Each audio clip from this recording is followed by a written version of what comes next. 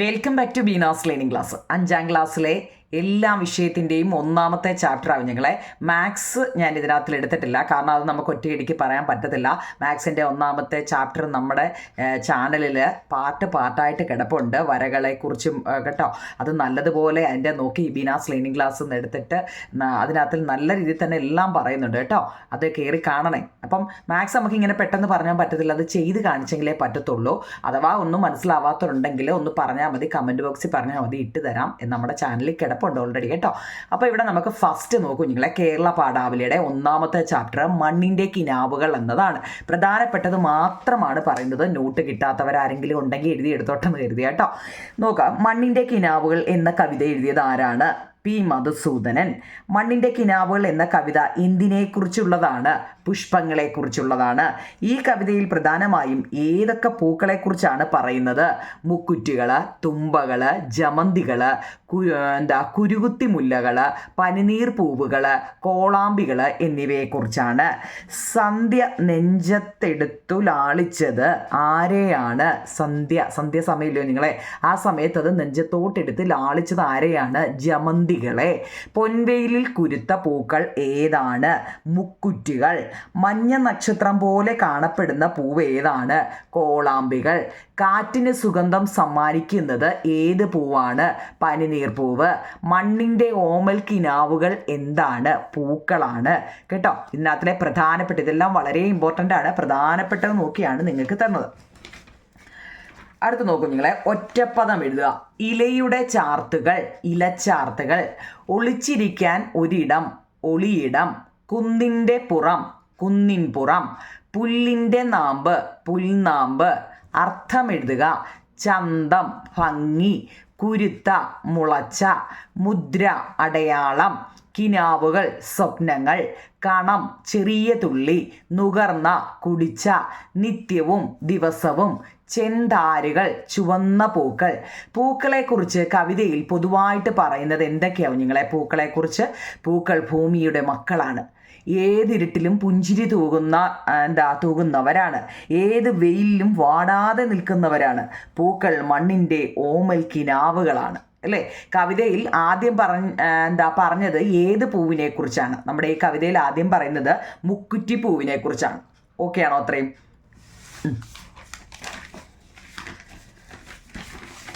അടുത്ത നോക്കൂ നിങ്ങളെ, ഈ പാഠത്തിൻ്റെ ആസ്വാദനക്കുറിപ്പ് തയ്യാറാക്കാൻ ചോദിക്കും കേട്ടോ.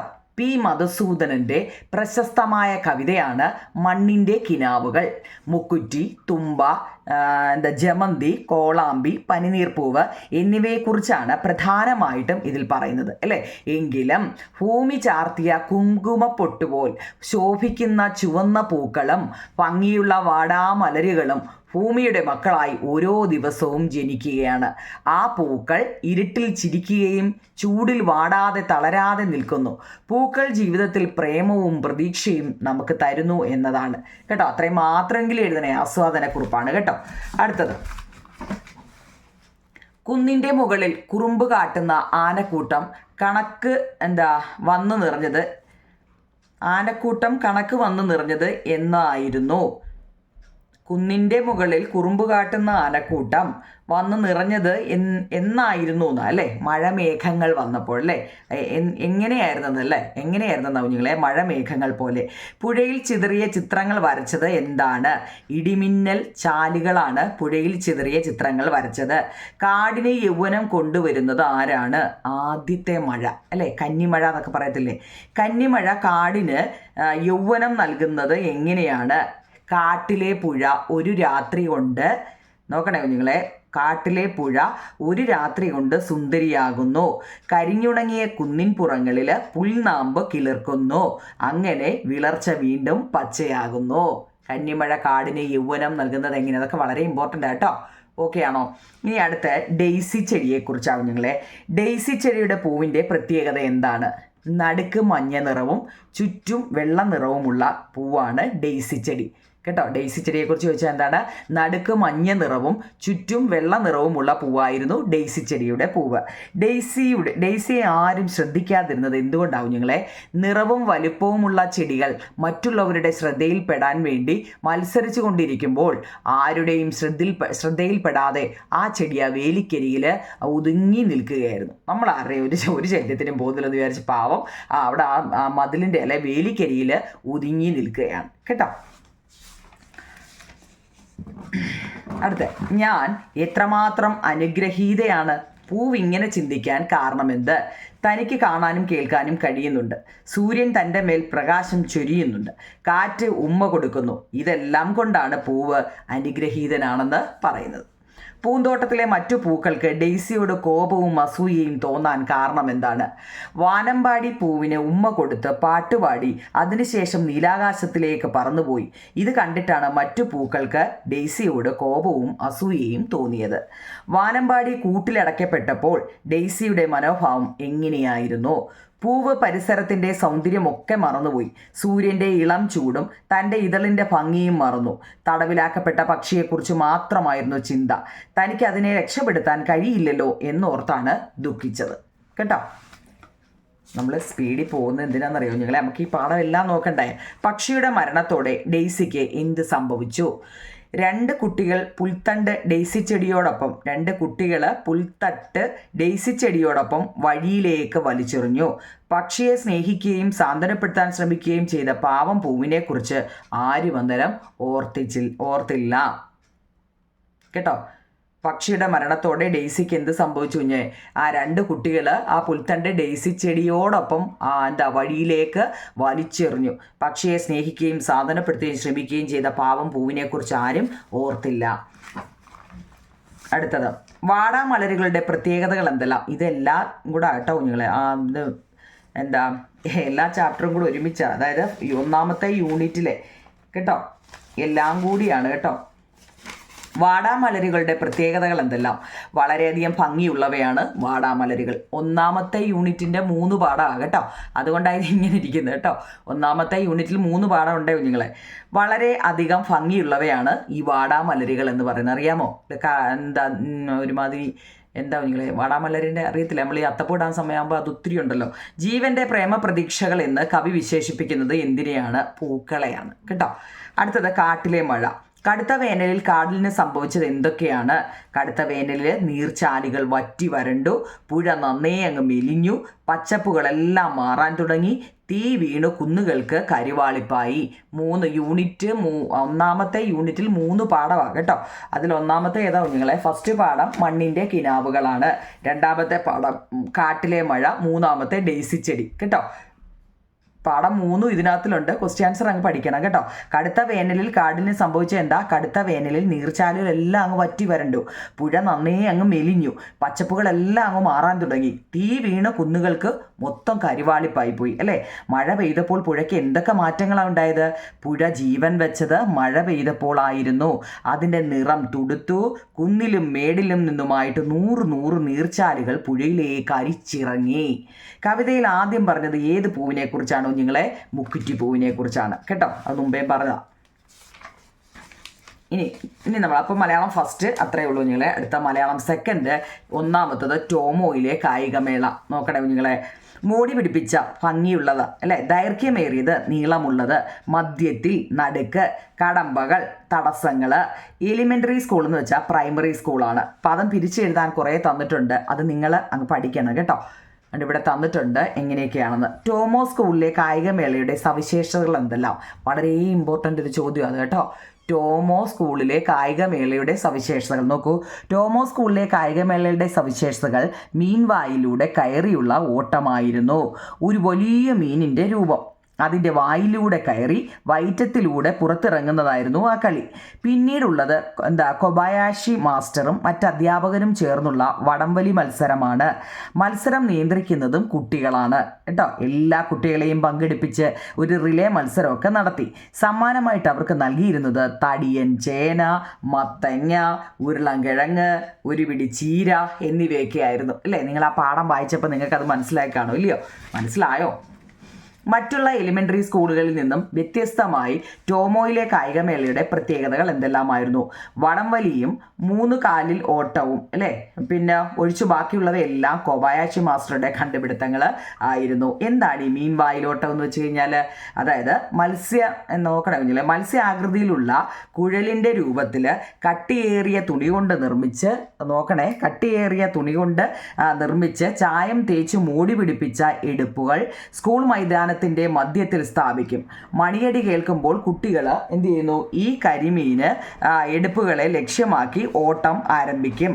വായിലൂടെ ഉള്ളിൽ പ്രവേശിച്ച് വയറ്റത്തിലൂടെ തിരിച്ചിറങ്ങണമെന്നതാണ്. തിരികെ സ്റ്റാർട്ടിംഗ് പോയിന്റിൽ എത്തുമ്പോഴാണ് ഈ മത്സരം അവസാനിക്കുന്നത്. കേട്ടോ, നിങ്ങൾ ടെസ്റ്റ് വായിച്ചായിരുന്നോ?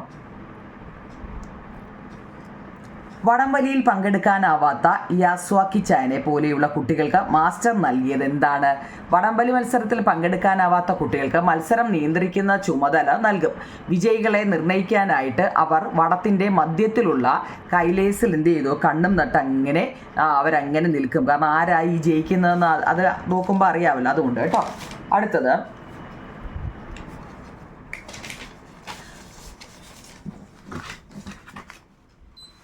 ടോമോയിലെ റിലേ മത്സരം, അതായത് ഓട്ടത്തിൻ്റെ പ്രത്യേകതകൾ എന്തെല്ലാം? അടുത്ത നമ്മൾ ടോമോയിലെ ഓട്ട മത്സരമാവും ഞങ്ങളെ. സ്കൂളിലെ മുഴുവൻ കുട്ടികളും പങ്കെടുക്കുന്ന മത്സരമായിരുന്നു അത്. ആരും വളരെ ദൂരം ഓടേണ്ടതില്ല. അസംബ്ലി ഹാളിലേക്ക് നയിക്കുന്ന അർദ്ധവൃത്താകാരമുള്ള കോൺക്രീറ്റ് പടവുകളിലൂടെ മുകളിലേക്കും താഴേക്കും ഓടിയാൽ ഒരാളുടെ ഓട്ടം തീർന്നു എന്നതാണ്. കേട്ടോ, കായികമേളയിൽ ഏവരെയും അതിശയിപ്പിച്ച സംഭവം എന്തായിരുന്നു? നീളം കുറഞ്ഞ കൈകാലുകളുടെ ഉടമയായ തകാഹാഷി, നോക്കണേ നിങ്ങളെ പേരൊക്കെ, എല്ലാ മത്സരത്തിനും ഒന്നാമതായി മറ്റുള്ളവർ കരിമീൻ തടിയൻ്റെ വയറ്റിൽ കിടന്ന് നട്ടം തിരിയുമ്പോൾ ഈ തകാഹാഷി നൊടി നേരം കൊണ്ട് പുറത്തിറങ്ങി. കൂടെയുള്ളവർ ഏണിപ്പടികൾക്കിടയിലൂടെ നൂഴ്ന്നുകയറ്റം ആരംഭിക്കുമ്പോൾ അവൻ തിരിച്ചിറങ്ങി കഴിഞ്ഞിരിക്കും. ഓട്ടമത്സരവും അതുപോലെ തന്നെയാണ്. തൻ്റെ കുരുടിച്ച കാലുകൾ ഒരു കുതിരയെ പോലെ മിന്നൽ വേഗത്തിൽ മുകളിലേക്കും താഴേക്കും പോയിക്കൊണ്ടിങ്ങനെ ഇരുന്നു എന്ന്. കേട്ടോ, അത് നല്ലൊരു ക്വസ്റ്റ്യൻ ആൻസർ ആണ് കേട്ടോ കുഞ്ഞുങ്ങൾ. എന്താ കായികമേളയിൽ ഏവരെയും അതിശയിപ്പിച്ച സംഭവം എന്തായിരുന്നു? കേട്ടോ, സമ്മാന വിതരണത്തിലെ പ്രത്യേകത എന്തെല്ലാമായിരുന്നു? അത് നമ്മൾ പറഞ്ഞില്ലേ. ഒന്നാം സമ്മാനമായിട്ട് ഒരു തടിയൻ നാട്ടുചേന അല്ലെങ്കിൽ മത്തങ്ങ, രണ്ടാം സമ്മാനമായിട്ട് 2 ഉരുളൻ കിഴങ്ങ്, മൂന്നാം സമ്മാനമായിട്ട് 1 പിടി ചീര എന്നിവ ആയിരുന്നു. ഇല്ലയോ? നല്ലതല്ലേ? കാട്ടിലെ കളികളാണ് അടുത്തത്. നോക്കണേ കുഞ്ഞുങ്ങളെ, കാട്ടിലെ കളികൾ ഏത് കൃതിയിൽ നിന്നും എടുത്തിട്ടുള്ളതാണ്? കൃഷ്ണഗാഥ, ചെറുശ്ശേരിയുടെ കൃഷ്ണഗാഥ. നന്ദതനുജൻ മനസ്സിൽ വിചാരിച്ചത് എന്താണ്? വനത്തിൽ ചെന്നതിന് ശേഷം ഭക്ഷണം കഴിക്കാമെന്നാണ് നന്ദതനുജൻ മനസ്സിൽ വിചാരിച്ചത്. കണ്ണനും കൂട്ടുകാരും കാട്ടിൽ വെച്ച് നടത്തിയ കളികൾ എന്തൊക്കെയാണ്? മയിലുകൾ കൂകുമ്പോൾ അതുപോലെ കൂകി, കുയിലുകൾ പാടുമ്പോൾ അതുപോലെ പാടി, വെയിലത്ത് പക്ഷികൾ പറക്കുമ്പോൾ അവയുടെ നിഴലിനെ പിടിക്കാൻ പോയി, അരയന്നങ്ങൾ കരഞ്ഞുകൊണ്ട് നടക്കുമ്പോൾ അതിനനുസരിച്ച് അവരും കരഞ്ഞുകൊണ്ട് നടന്നു, ഉച്ചത്തിൽ സംസാരിക്കുമ്പോൾ കാട്ടിൽ അവിടെ മാറ്റൊലി കേൾക്കാം, മരത്തിൽ കയറുന്ന കുരങ്ങന്മാരുടെ വാലിൽ പിടിച്ചിട്ട് വലിക്കും. ഇങ്ങനെ കാട്ടിൽ ഓരോരോ കളികളിൽ കണ്ണനും കൂട്ടുകാരും കൂടി ഇങ്ങനെ ചെയ്തുകൊണ്ട് നടക്കുമായിരുന്നു. കേട്ടോ, ഹംസങ്ങളുടെ അടുത്ത് കാകൻ പോലെ കാട്ടിൽ വന്ന് നിന്നത് ആരാണ്? കൃഷ്ണന്റെ അമ്മാവനായ കംസൻ പറഞ്ഞയച്ച ഒരു അസുരനായിരുന്നു. കാട്ടിൽ പോയ കണ്ണനും കൂട്ടുകാരും എന്താണ് ചെയ്തത്? നിങ്ങൾ കളിക്കുന്ന കളിയുമായിട്ട് താരതമ്യം ചെയ്യുക. അമ്പാടിയിൽ കണ്ണനും കൂട്ടുകാരും അവർ താമസിക്കുന്ന പരിസരങ്ങളോടും കാടിനോടും ഇണങ്ങി ജീവിച്ചവരാണ്. പശുക്കളും കന്നുകുട്ടികളും കാട്ടിലെ പക്ഷികളും മൃഗങ്ങളും ഏറ്റവും അടുത്ത കൂട്ടുകാരുമായിരുന്നു. മയിലുകൾ കൂകി തുടങ്ങുമ്പോൾ അവർ കൂകുകയും കുയിലുകൾ പാടുമ്പോൾ കൂടെ പാടുകയും ചെയ്യും. ഇന്നത്തെ കുട്ടികൾ കൂടുതലും മൊബൈൽ ഫോണിൻ്റെയും ടിവിയുടെയും മുന്നിലാണ്. എന്നാൽ ചില കുട്ടികൾ ഫുട്ബോൾ, പന്തുകളി, ക്രിക്കറ്റ്, ഷട്ടില് തുടങ്ങിയവയൊക്കെ കളിക്കുന്നുണ്ട് എന്നും പറയുന്നുണ്ട്. കേട്ടോ, ഓക്കെ ആണോ? ഓക്കെ കുഞ്ഞുങ്ങളെ, അപ്പോൾ മലയാളം അത്രയേ ഉള്ളൂ. നമ്മൾ മലയാളം ഫസ്റ്റും മലയാളം സെക്കൻഡും എടുത്തു. അതായത് കേരള പാഠാവലിയും അടിസ്ഥാന പാഠാവലിയും നമ്മൾ എടുത്തു. അടുത്തത് ഹിന്ദിയാണ്. ഒന്നാമത്തെ പാഠം ധൂപ് ആഗയി. ധൂപ് എന്ന് വെച്ചാൽ വെയിൽ, ആന എന്ന് വെച്ചാൽ വരിക, സുബഹം എന്ന് വെച്ചാൽ രാവിലെ, കലി എന്ന് വെച്ചാൽ പൂമൊട്ട്, പ്യാരി എന്ന് വെച്ചാൽ പ്രിയപ്പെട്ട, മഹ്കാന എന്ന് വെച്ചാൽ മണക്കുന്നു, സാരി എന്ന് വെച്ച് കഴിഞ്ഞാൽ എല്ലാം, ഹവ എന്ന് വെച്ചാൽ കാറ്റ്, ഠണ്ടി എന്ന് വെച്ചാൽ തണുത്ത, വഹ എന്ന് വെച്ചാൽ ഒഴുകുക എന്ന ബഹ്. കേട്ടോ, ഇതിൻ്റെ എല്ലാം ഇംഗ്ലീഷും കൊടുത്തിട്ടുണ്ട് കേട്ടോ. ഓക്കെ, ധൂപ് ആഗയി, സൂര്യൻ വന്നിരിക്കുന്നു. ബിലോം ശബ്ദം ഓപ്പോസിറ്റ് നോക്കും. ധൂപ് എന്ന് വെച്ചാൽ വെയിലാണ് അല്ലേ, അപ്പോൾ അതിൻ്റെ ഓപ്പോസിറ്റ് നിഴൽ ഛായ എന്നാണ്. സുബഹ് എന്ന് വെച്ചാൽ രാവിലെ, അപ്പോൾ വൈകിട്ടെന്നുള്ളതിന് ശ്യാമ്. ഠണ്ഡി എന്ന് വെച്ചാൽ തണുപ്പാണ്, അപ്പോൾ അതിൻ്റെ തണുപ്പിൻ്റെ ഓപ്പോസിറ്റ് ചൂട് അല്ലേ, ഗർമി. പ്യാർ എന്ന് വെച്ചാൽ സ്നേഹമാണ്, അപ്പോൾ വെറുപ്പെന്ന് പറയുന്നത് നഫ്രത്ത്. രംഗോക്കെ നാമ്, നമ്മുടെ നിറങ്ങളുടെ പേര് പറയാൻ നിങ്ങൾക്ക് ഉറപ്പായിട്ട് ഓണപരീക്ഷയ്ക്ക് ചോദിക്കുന്നതാവും നിങ്ങൾ ഈ കളറ് പറയാം കേട്ടോ. ലാൽ എന്ന് വെച്ചാൽ ചുവപ്പ്, റെഡ്. ഹര എന്ന് വെച്ചാൽ പച്ച, ഗ്രീന്. കാല എന്ന് വെച്ചാൽ കറുപ്പ്, ബ്ലാക്ക്. നീല എന്ന് വെച്ചാൽ ബ്ലൂ. പീല എന്ന് വെച്ചാൽ മഞ്ഞ, യെല്ലോ. സഫേദ് എന്ന് വെച്ചാൽ വെള്ള, വൈറ്റ് കേട്ടോ. രംഗ് കളർ അറിഞ്ഞിരിക്കണേ. സുബഹ് കോൻ ആ ഗയി, അതിരാവിലെ ആരാണ് വന്നത്? രാവിലെ വന്നത് ധൂപ്, വെയിലാണ്. കലിയാം കൈസേ മഹക്കി, പൂമൊട്ടുകൾ എങ്ങനെയാണ് മണക്കുന്നത്? എങ്ങനെയാ? പ്യാരി മനോഹരമായിട്ട്. കൈസി ഹവ ബഹ് ദഹീദി, എങ്ങനെയുള്ള കാറ്റാണ് വീശിയിരുന്നത്? ഠണ്ഡി ഹവ, നല്ല തണുത്ത കാറ്റായിരുന്നു അല്ലേ. ചിടിയാം കൈസേ ചഹിദി, പക്ഷികൾ എങ്ങനെയാണ് ചിലയ്ക്കുന്നത്? ഫുദക്ക് കർ, ചാടി കേട്ടോ. ഫുദക്ക് ഓക്കെ നിങ്ങളെ. അപ്പോൾ ഹിന്ദി അത്രയേ ഉള്ളൂ കേട്ടോ, പ്രധാനപ്പെട്ട മാത്രം ഓരോ പാഠം വെച്ചാണ് പറയുന്നത്. അടുത്ത നമ്മൾ സാമൂഹ്യ പാഠം. ഇതിൻ്റെ നോട്ട് കിട്ടിയില്ല എന്ന് പറഞ്ഞ് നമ്മുടെ കമൻറ്റ് ബോക്സിൽ കണ്ടു നിങ്ങളെ. പീലിയുടെ ഗ്രാമമാണ്. പീലിയുടെ ഗ്രാമത്തിൻ്റെ പ്രത്യേകതകൾ എന്തെല്ലാം? Features of the Peeli's village നോക്കുക. ബ്യൂട്ടിഫുൾ വില്ലേജ് ആണ്. A village with hills, food hills and A small river and ഉള്ളി സ്മാൾ ബിൽഡിങ്. മനോഹരമായ ഗ്രാമമാണ് നിങ്ങളെ ഈ പീലിയുടെ അല്ലേ. കുന്നുകളും അടിവാരങ്ങളും ചെറിയ പുഴകളും മറ്റുമുള്ള ഗ്രാമം. ഇംഗ്ലീഷിൻ്റെ മലയാളം കേട്ടോ. പിന്നെ സ്നേഹിക്കാൻ മാത്രം അറിയാവുന്ന ആളുകളുടെ ഗ്രാമമായിരുന്നു അത്. സുന്ദരമായ ഗ്രാമമായിരുന്നു, ചെറിയ കെട്ടിടങ്ങൾ മാത്രമുള്ള ഒരു ഗ്രാമമായിരുന്നു. അങ്ങനെയാണെങ്കിൽ നമ്മുടെ ഈ അർബൻ ലൈഫും റൂറൽ ലൈഫും തങ്ങളുടെ ഡിഫറൻസ് പരീക്ഷയ്ക്ക് ചോദിക്കും കുഞ്ഞുങ്ങളെ. ഗ്രാമജീവിതവും അല്ലെങ്കിൽ നഗരപ്രദേശവും, അർബൻ ലൈഫാണ്, നഗരപ്രദേശവും റൂറൽ ഗ്രാമപ്രദേശവും തങ്ങളുള്ള വ്യത്യാസം.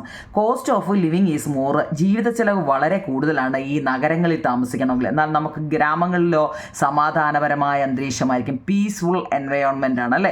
Environment pollutions is more. ഇനി നഗരങ്ങളിലൊക്കെ അവിടുത്തെ പരിസ്ഥിതി എപ്പോഴും വണ്ടികളൊക്കെ പോയിട്ട് ഭയങ്കര മലിനീകരണം കൂടുതലായിരിക്കും. പക്ഷേ നമ്മളോ കീപ്പ് റിലേഷൻസ്, നമ്മൾ ഗ്രാമങ്ങളിൽ താമസിക്കുന്നത് എപ്പോഴും അങ്ങോട്ടും ഇങ്ങോട്ടും ആൾക്കാരുമായിട്ടൊക്കെ ഇടപഴകിയാണ് ജീവിക്കുന്നത് അല്ലേ. യൂസ്ഡ് മോഡേൺ ടെക്നോളജി, ആധുനിക സാങ്കേതിക വിദ്യകൾ ഉപയോഗിക്കുന്നു ആരാ? അർബൻ ലൈഫുകാർ. പക്ഷെ നമ്മളോ agriculture is the main occupation, കൃഷിയാണ് നമ്മുടെ പ്രധാന തൊഴിൽ അല്ലേ. ഗ്രാമവും നഗരവും തമ്മിലുള്ള വ്യത്യാസവും നിങ്ങളെ. നഗരത്തിൽ എന്തായാലും അതിൻ്റെതായ മാറ്റങ്ങൾ കാണും, ഗ്രാമത്തിൽ സാധാരണ രീതിയിലുമായിരിക്കും കേട്ടോ. ഇനി റൂറൽ ഏരിയയും അർബൻ ഏരിയയും ഇപ്പം നമ്മൾ പറഞ്ഞ പ്രദേശങ്ങളെക്കുറിച്ചാണ് അല്ലേ. അർബൻ ലൈഫും റൂറൽ ലൈഫുമാണ്. ഇനി റൂറൽ ഏരിയയും അർബൻ ഏരിയയും തമ്മിലുള്ള വ്യത്യാസം എന്താണ്? സിമ്പിൾ ലൈഫ് സ്റ്റൈലായിരിക്കും, ലളിത ജീവിതമായിരിക്കും. സ്മാൾ സെറ്റിൽമെൻറ്റ്, ചെറിയ വാസസ്ഥലങ്ങളായിരിക്കും. പീസ്ഫുൾ എൻവയോൺമെൻറ്റ്, ലെസ് എക്സ്പെൻസീവുമായിരിക്കും. സമാധാനപരമായ അന്തരീക്ഷവും കുറഞ്ഞ ചിലവുമായിരിക്കും ഗ്രാമങ്ങളിൽ അല്ലേ. അർബൻ ആണെങ്കിലോ busy and modern life style, തിരക്കേറിയ ആധുനിക ജീവിത രീതി ആയിരിക്കാം. തിക്കിലി പോപ്പുലേറ്റഡ്, ജനങ്ങൾ തിങ്ങിപ്പാർക്കുകയായിരിക്കാം. മോർ എക്സ്പെൻസീവ്, ജീവിത ചെലവും കൂടുതലായിരിക്കും അല്ലേ. What are the different kinds of festivals and celebration the village? നമ്മുടെ നാട്ടിൻപുറങ്ങളിലെ ആഘോഷങ്ങൾ എന്തൊക്കെയാണ്? നിങ്ങൾക്ക് ഇഷ്ടമുള്ള എന്ത് വേണമെങ്കിലും അവിടെ എഴുതാം കേട്ടോ. ഞങ്ങളുടെ നാട്ടിൽ വടംവലി മത്സരങ്ങൾ നടത്താറുണ്ട്. പല പ്രദേശങ്ങളിൽ നിന്നും ടീമുകളൊക്കെ വന്ന് കളിക്കാറുണ്ട്. ആ ടീമുകൾ തമ്മിൽ മത്സരം നടത്തുന്നു. വിജയികൾക്ക് സമ്മാനങ്ങൾ നൽകുന്നു. ഇത് നടത്തുന്നതിനുള്ള ചിലവ് നാട്ടുകാരിൽ നിന്നും പിരിച്ചാണ് എടുക്കുന്നത് അല്ലേ. ഇല്ലയോ നിങ്ങളെ? ഓണപരിപാടിയൊക്കെ ഇല്ലേ നിങ്ങൾക്ക്? എന്നാൽ നമ്മളിതൊക്കെ പഠിപ്പിച്ചപ്പോഴൊക്കെ ഇതൊക്കെ പറഞ്ഞതോ അല്ലേ. എല്ലായിടത്തെ ഓണപരിപാടി ഓരോ ജംഗ്ഷനിലൊക്കെ ജീവിത സാഹചര്യങ്ങളിൽ നിന്നും വന്ന ഇവർ എങ്ങനെയാവും ഇത്ര അടുപ്പമുള്ള കൂട്ടുകാരായത്? നമ്മുടെ ടെസ്റ്റുമായിട്ട് ബന്ധപ്പെട്ടതാണ്. How did these friends become so close even when they hail from different background? ഇവിടെ നീനു, അപ്പു, വിക്കി, ചമേലി, പീലി എന്നിവർ വ്യത്യസ്ത ജീവിത സാഹചര്യത്തിൽ നിന്നും വന്നവരാണ്. പീലി ഒരു ഗ്രാമവാസിയാണ്, മറ്റുള്ളവരോ നഗരത്തിൻ്റെ വിവിധ ഭാഗങ്ങളിൽ താമസിക്കുന്നവരും. പക്ഷേ അവർ അടുത്ത കൂട്ടുകാരായി. പീലി കൊണ്ടുവരുന്ന രുചികരമായ ഭക്ഷണങ്ങൾ പരസ്പരം അവർ പങ്കുവച്ചു. അവരുടെ കഥകൾ പരസ്പരം പറഞ്ഞും സഹായിച്ചും അടുത്ത കൂട്ടുകാരായിട്ട് അവർ മാറിയെന്നാണ്. അത് ഇംഗ്ലീഷിൽ എങ്ങനെ എഴുതും കുഞ്ഞുങ്ങളെ? They came from different background അല്ലേ. അവരെല്ലാം വ്യത്യസ്ത ജീവിത രീതിയിൽ സാഹചര്യങ്ങളിൽ നിന്നും വന്നവരാണ്. പീലി ഈസ് എ വില്ലേജർ. പീലി മാത്രം ഗ്രാമവാസിയാണ് അല്ലേ. But they became close friend. പക്ഷെ അവരെല്ലാം നല്ല ഫ്രണ്ട്സാണ്. ഡിലീഷ്യസ് ഫുഡ് ബ്രോട്ട് ബൈ പീലി. പീലി നല്ല വെറൈറ്റി നല്ല ഡെലീഷ്യസ് ആയിട്ടുള്ള ഫുഡ് കൊണ്ടുവന്നു അല്ലേ. ആ ഷെയ്ഡ് വിത്ത് ഈച്ച് അതർ. എന്നിട്ട് അതെല്ലാവർക്കും അവൻ ഷെയർ ചെയ്യുകയും ചെയ്യുന്നു. They helped each other by telling their stories and become close friends, അല്ലേ? അവർ പരസ്പരം കഥകൾ പറഞ്ഞും സഹായിച്ചും ഒക്കെ കൂട്ടുകാരായിട്ട് അങ്ങ് മാറിയെന്നാണ്. ഇനി നിങ്ങളുടെ പ്രൊഫൈൽ തയ്യാറാക്കാനൊന്ന് ചോദിക്കും കുഞ്ഞുങ്ങളെ കേട്ടോ. മൈ നെയിം ഈസ് എന്താണ്, ഐ ആം കമ്മിങ് ഫ്രം, നിങ്ങൾ എവിടെ നിന്ന് വരുന്നു, I am 5th standard, my father എന്താണ്, മദർ എന്താണ്, അതൊക്കെ സ്വന്തമായിട്ട് എഴുതാനുള്ളതാണ് കേട്ടോ. അതൊക്കെ ഒന്ന് അറിഞ്ഞിരിക്കണേ. അപ്പോൾ ഇത്രയാണ് ഒന്നാമത്തെ ചാപ്റ്റർ പീലീസ് വില്ലേജ്. അടുത്ത നമ്മൾ സയൻസ് ആവും കുഞ്ഞുങ്ങളെ. സയൻസ് സോഷ്യൽ എടുത്തായിരുന്നു. സോഷ്യലല്ലേ ഇപ്പോൾ പറഞ്ഞേ. ബേസിക് സയൻസ് ഇത് നമ്മൾ ഈയിടെ ഒന്നെടുത്തതാണ്. ജീവജാലങ്ങൾ ശ്വസിക്കുന്നതിനായിട്ട് ഓക്സിജൻ ഉപയോഗിക്കുന്നു. നമ്മുടെ അന്തരീക്ഷത്തിൽ ഏറ്റവും കൂടുതലായിട്ട് കാണപ്പെടുന്ന നൈട്രജനാണ്. ഫുഡ് ചെയിൻ എന്നാൽ എന്ത്, പ്ലാങ്ക്ടൺ എന്നാൽ എന്ത്, ഹാബിറ്ററ്റ് എന്നാൽ എന്താണ്, കണ്ടോ? ഇതൊക്കെ നമ്മൾ കുറേ ആവാസ വ്യവസ്ഥ ഇതൊക്കെ നമ്മൾ കുറേ പറഞ്ഞതാട്ടോ. അഥവാ ഇനിയും കിട്ടാത്തവർ വല്ലതും ഉണ്ടെങ്കിൽ അതങ്ങ് എഴുതണേ കുഞ്ഞുങ്ങൾ കേട്ടോ. വാണ്ട അടുത്താണ്ട് ഫുഡ് വെബ്, ആഹാര ശൃംഖലാജാലം, ലിവിങ് തിങ്സ് ഇൻ പോണ്ട് വാട്ടെ. ഇതൊക്കെ നമ്മളൊരു 2-3 ലിങ്കെങ്കിലും ഇതിൻ്റെ ഇട്ടതാട്ടോ. അതുകൊണ്ടാണ് അഥവാ കിട്ടാത്തവർ വല്ലതും ഉണ്ടെങ്കിൽ എഴുതിയെടുത്തോട്ടെ എന്ന് കരുതിയ. വാണ്ടെന്ന് വെച്ചാൽ മരവാഴയെന്നാട്ടോ. മരവാഴ ആരെങ്കിലും വിളിക്കാറുണ്ടോ അങ്ങനെ? ലൊറാന്തസ്, സെമി പരാദജീവികളും ഒക്കെ എഴുതിയെടുക്കണേ കേട്ടോ. ഞാനിത് ഒത്തിരിയും വട്ടം പറഞ്ഞതുകൊണ്ട് ഇങ്ങനെ അങ്ങ് കാണിച്ചു പോവാം. ഓർക്കിഡ് ആർഎക്സ്, എപ്പിഫൈറ്റ് ഓർക്കിഡൊക്കെ ഓർക്കണമായിരുന്നില്ല. ഓർക്കിഡ് എന്ന് കേൾക്കുമ്പോഴേ എപ്പിഫൈറ്റ്. ഇനി കസ്ക്യൂട്ട, മൂടില്ലാത്ത ആളിയെക്കുറിച്ച്. പിന്നെ ഫുഡ് ചെയിൻ അറിയണേ കേട്ടോ. ആരെയൊക്കെ തിന്നുന്നതെന്നൊക്കെ അറിയണേ. അധിനിവേശ സസ്യങ്ങൾ, വർണ്ണകങ്ങൾ എന്നാൽ എന്ത്, മൈക്രോസ്കോപ്പ്. Epiphyte, chlorophyll, photosynthesis. ജീവജാലങ്ങളിൽ ശ്വസനത്തിനായിട്ട് ഉപയോഗിക്കുന്നത് ഓക്സിജനാണ്. ലിവിങ് തിങ്സും നോൺ ലിവിങ് തിങ്സും, ജീവനുള്ളവയും ജീവനില്ലാത്തവയും.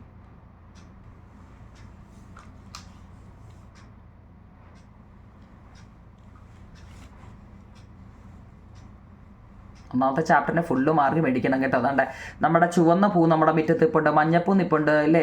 ഓരോ കളറിലെ പൂ. ഇതിനൊക്കെ ഈ കളർ കൊടുക്കുന്ന ആരാന്നറിയണേ? ആന്തോസയാനാണ് റെഡ്, ഓറഞ്ച് കരോട്ടിന്, യെല്ലോ മഞ്ഞ സാന്തോഫിൽ. ഇതൊക്കെ നല്ലപോലെ അറിയണേ നിങ്ങൾ കേട്ടോ. റെഡ് കളറ് കേട്ടോ. ഇതൊക്കെ നമ്മൾ കുറേ പറഞ്ഞതാ. എന്നാലും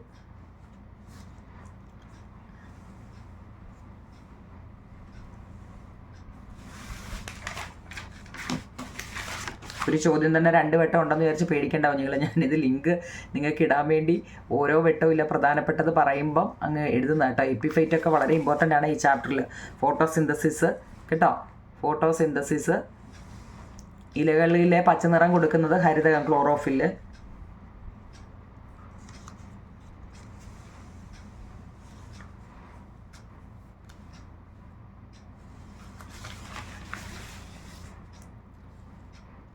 നിങ്ങൾക്കിതിൽ ഏതാണോ നോട്ട് കിട്ടാത്തത്, ഇപ്പം മലയാളം നോട്ട് ഇതുവരെയും കിട്ടിയിട്ടില്ല, ഇതുവരെ എഴുതിയിട്ടില്ല.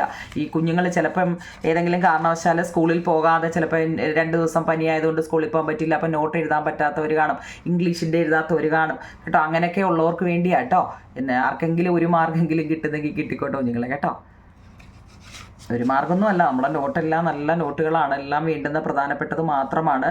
ടെസ്റ്റുമായിട്ട് ബന്ധപ്പെട്ട ക്വസ്റ്റ്യൻ ആൻസറുകളാണെല്ലാം കേട്ടോ. ഇത് ചിലപ്പോൾ ഓരോ ക്വസ്റ്റ്യൻ തന്നെ 2-3 വട്ടം കാണും. നിങ്ങൾക്ക് ചോദ്യം വായിച്ച് വെക്കുമ്പോൾ അറിയാമല്ലോ കേട്ടോ. അപ്പോൾ അതിൻ്റെ അനുസരിച്ച് നോക്കി വായിച്ചിട്ട് വേണം എഴുതാൻ. ടെസ്റ്റിൽ വേണ്ട ഇതൊക്കെ ഉണ്ടോ. ആഫ്രിക്കൻ മുഷിയെക്കുറിച്ചൊക്കെ നമ്മുടെ ടെസ്റ്റിൽ കിടപ്പുണ്ട്. അതിനെക്കുറിച്ചൊക്കെ ചോദിക്കുമ്പോൾ എഴുതാനാ. സസ്യങ്ങൾക്ക് ആഹാരം നിർമ്മിക്കണമെങ്കിൽ എന്തെല്ലാം ഘടകങ്ങൾ ആവശ്യമാണ്?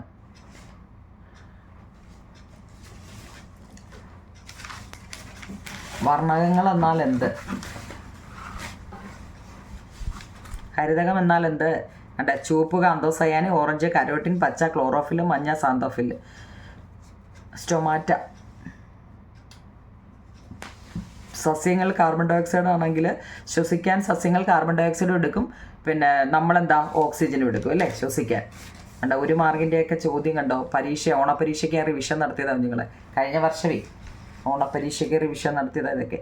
ആഫ്രിക്കൻ ഭൂഖണ്ഡങ്ങളിൽ കാണപ്പെടുന്ന ഒരു മത്സ്യമാണ് ഡാഷ്. ഫുഡ് ചെയിൻ എന്നാൽ എന്താണ്?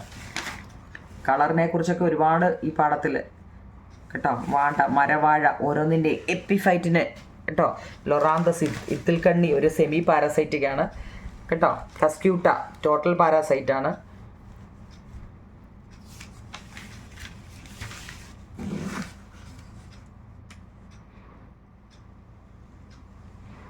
കാശിരംഗ ടൈഗർ ആസാമിലാണ്, സുന്ദർബൻസ് വെസ്റ്റ് ബംഗാളിലുമാണ്. ഇത് രണ്ടാമത്തെ ചാപ്റ്ററാണ്, ഡെങ്കിപ്പനിയൊക്കെ. ഓക്കെ, അത്രയേ ഉള്ളൂ കുഞ്ഞുങ്ങളെ, ഒന്നാമത്തെ ചാപ്റ്റർ അത്രയേ ഉള്ളൂ. അപ്പം നമ്മൾ 5ാം ക്ലാസ്സിൻ്റെ ഇംഗ്ലീഷ് ഇല്ലായിരുന്നു അല്ലേ? ഇംഗ്ലീഷ് ഇല്ലായിരുന്നു കുഞ്ഞുങ്ങളെ. ബാക്കി മാത്സും അല്ലേ? മാത്സ് എന്ന് വെച്ച് കഴിഞ്ഞാൽ നമ്മുടെ ചാനൽ ഓൾറെഡി 1ഉം 2ഉം എല്ലാ പാഠത്തിൻ്റെയും നോട്ട് കിടപ്പുണ്ട് കേട്ടോ. അപ്പോൾ നമ്മൾ ഓരോ പാഠം വെച്ച് എടുക്കുക. മാത്സ് നമുക്കിങ്ങനെ പെട്ടെന്ന് ഇങ്ങനെ പറഞ്ഞു പോകാൻ പറ്റത്തില്ലല്ലോ. അതുകൊണ്ട് ബാക്കി മലയാളം 1ഉം 2ഉം ഉണ്ടായിരുന്നു അല്ലേ? ഇംഗ്ലീഷില്ല, ഹിന്ദി ഉണ്ടായിരുന്നു, സയൻസ് ഉണ്ടായിരുന്നു, സോഷ്യൽ ഉണ്ടായിരുന്നു കേട്ടോ.